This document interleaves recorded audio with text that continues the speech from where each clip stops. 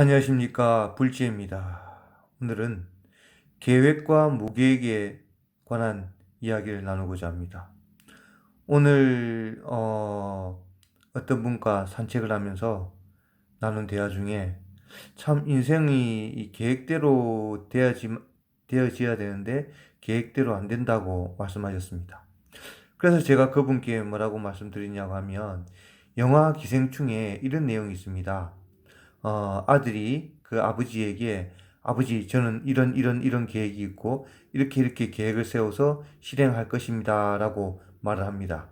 그러자 아버지 역할을 맡은 송강호 씨가, 그래 아들아, 너는 그래 계획이 있구나, 그렇게 말합니다. 그래서 아들이, 예 아버지, 계획이 이렇게 준비되어 있습니다.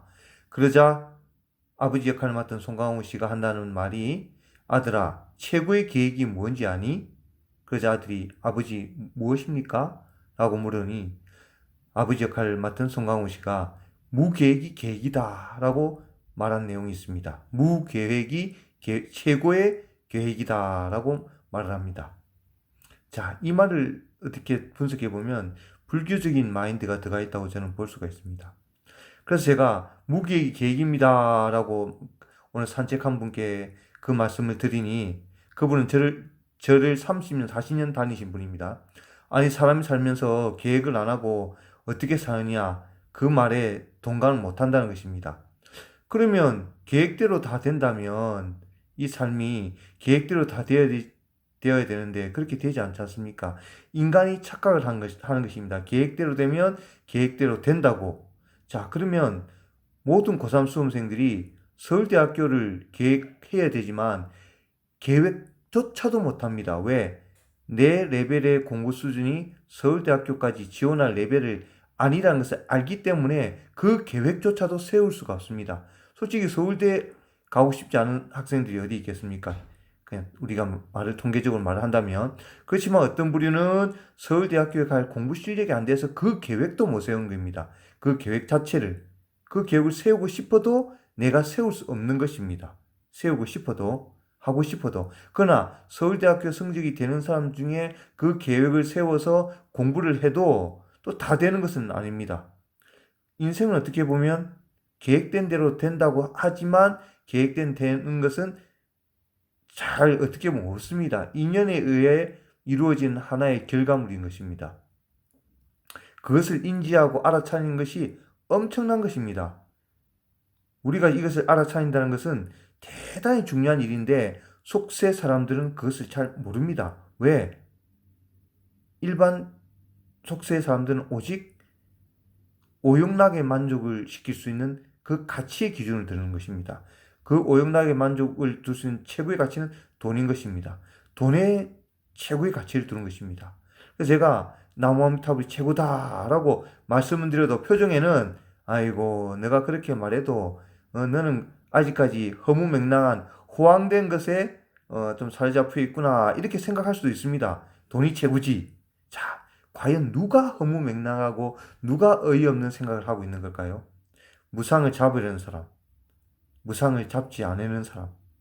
여러분, 우리는 무상이 무엇인지를 느끼고 있고 무상을 잡을 수 없다는 것을 알기 때문에 어떻게 보면 이 불교에 기여하고 그 불교 중에 나무아미타불 연불을 만나서 이 윤회를 끊겠다는 것입니다. 여러분, 이 삶은 대부분 다 정해진 대로 가게 되어 있습니다. 왜? 전생에 수억 겁의 자기 행위로 인해서 이번 생에 받는 것입니다. 예를 들어서 전생에 1,000억의 빚을 지고 이번 1년 안에 그것을 다 갚으려면 갚는 사람도 있겠지만 못 갚는 사람들이 대부분입니다. 빚을 못 갚는다는 것은 무엇입니까? 그 빚을 해결하기 위해서 받아야 될 갑오에 의한 삶을 살아야 된다는 것입니다. 정해진 운명이 있다는 것은 업이 있다는 것입니다. 여러분, 불교는 운명론과 숙명론, 운명론과 개척론, 운명론과 개척론이 함께 가는 것입니다. 이번 생 운명을 개척할 수 있습니다.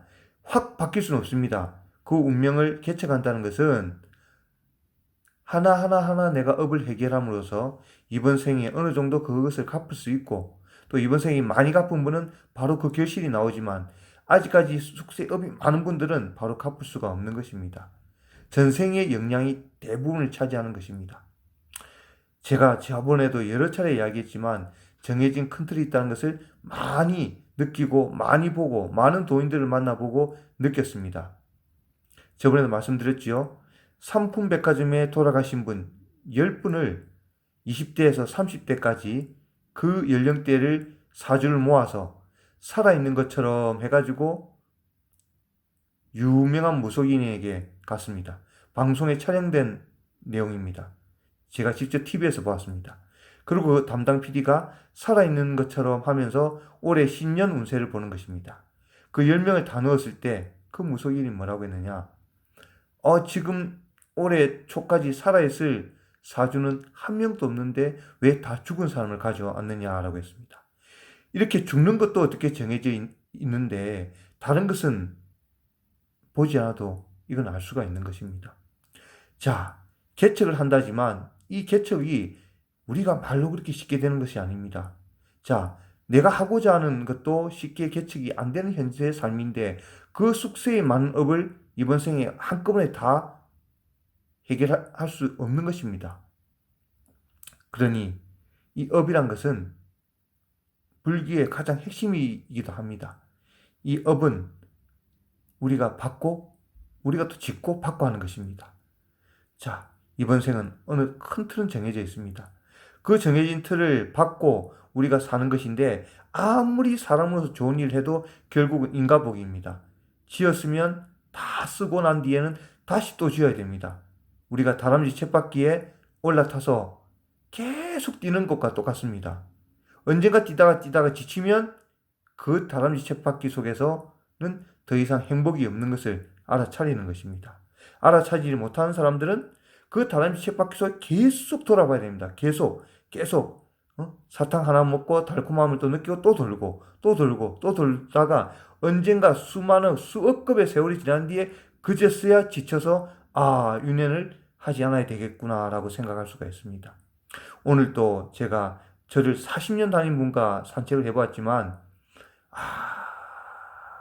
이 윤회에 대한 믿음도 약하고 그 다음에 업에 대한 믿음도 약하고 오로지 불교를 그냥 하나의 복을 받기 위한 수단으로 생각하고 있다는 강한 생각을 가졌습니다.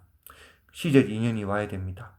나무아미탑을 연불 만난 것이 얼마나 수수한 건지를 제가 옆에서 말해도 잘 모릅니다.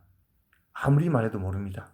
그래서 어느 순간 옛날 현각 스님의 법문이 생각이 났습니다. 이해하려고 하지 마세요. 즉, 그 사람을 왜 이걸 모를까 이해하려고, 왜 이 좋은 걸 모를까 이해하려고, 이렇게 하면 좋을 건데 왜 저 사람 저쪽으로 가지, 그것을 이해하려고 하지 말라는 말씀이 와닿았습니다. 그것은 제가 아무리 말해도 되지 않습니다. 그 사람의 시절 인연에 복이 와야 됨을 오늘 또 절실히 느꼈습니다. 나무아미탑을 연불 만난 분들은 정말 대단한 복을 받으신 분입니다. 오늘도 그 복된 하루를 보내셨을 것이라고 생각합니다. 오늘도 자기 전에 나무아미탑을 연불하고 주무시기 바랍니다. 감사합니다. 나무 아미따바.